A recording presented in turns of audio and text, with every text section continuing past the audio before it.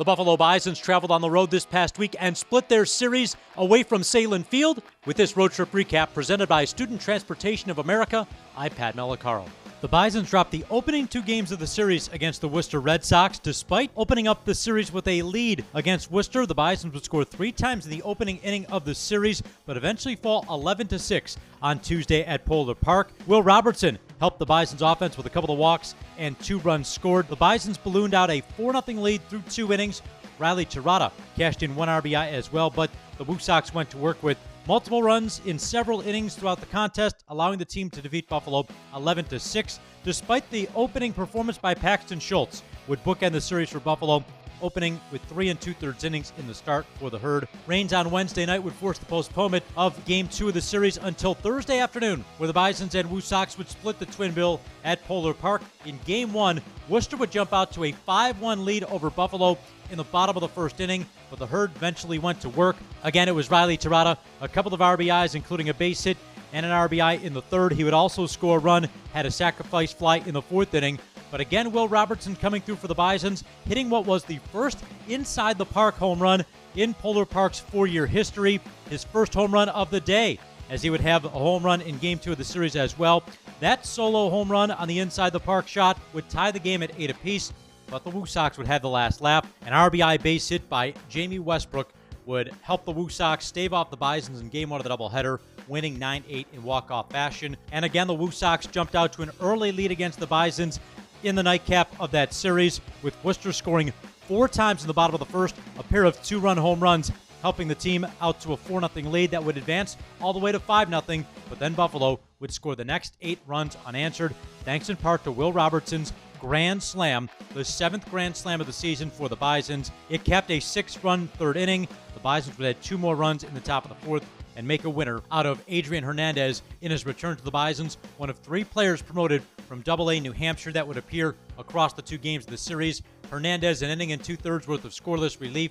The screwballing right-hander struck out 3, and also Jimmy Burnett, who spent much of last season with Buffalo, went an inning and a third for his first save at AAA as well. And also, in Game 1, it was Ryan Boyer, the Canisius University product, who appeared for Buffalo in July of last year, promoted from New Hampshire as well, pitched in the opening game of the Twin Bill and did not get a decision. It'd be late-game heroics for the Bisons on Friday night to win their 2nd of the series. Will Wagner, acquired in a trade for Yusei Kikuchi earlier in the week. The left-handed hitting second baseman clubbed his overall 6th home run of the season across AAA, his first 5 coming with Sugar Land this season. His solo homer in the 6th got Buffalo on the scoreboard.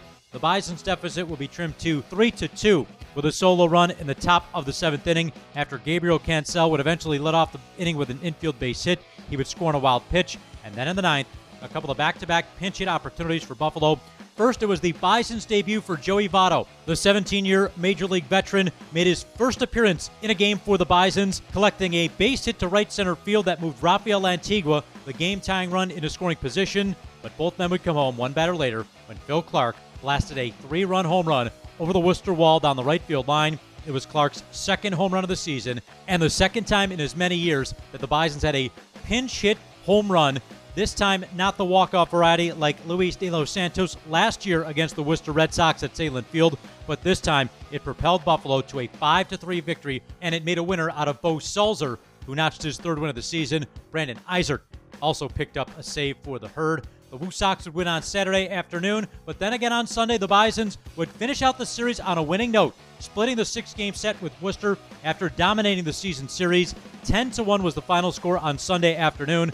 Joey Votto, back in the starting lineup for the Bisons, would club his first home run with the team in the 6th inning. That capped the scoring for Buffalo, where the Bisons would score 4 runs in the bottom of the first. Thanks again in part to Will Robertson, who was the Team Player of the Week, appearing in all 6 games against the Worcester Red Sox. 3 home runs, including 2 across the doubleheader on that Thursday afternoon. 11 RBIs for the Bisons as well. He leads the team in both categories, entering this homestand against the Rochester Red Wings. And the finale of the series helped Luis Quinones pick up his 8th win in a Bison uniform. The right-hander now 8-0 with 3 innings of relief work in the victory. As mentioned, the Bisons return home for a 6-game series against the Rochester Red Wings, a jam-packed homestand at Salem Field, which begins Tuesday night with another Tops Dog Day at the ballpark. It's also Polish Heritage Night You can come out to the ballpark and get your favorite Polish food on the club level starting at 5:30. There'll be Polish dancers as well throughout the game. It'll be a fun night at the ballpark as part of the Bisons Heritage Series.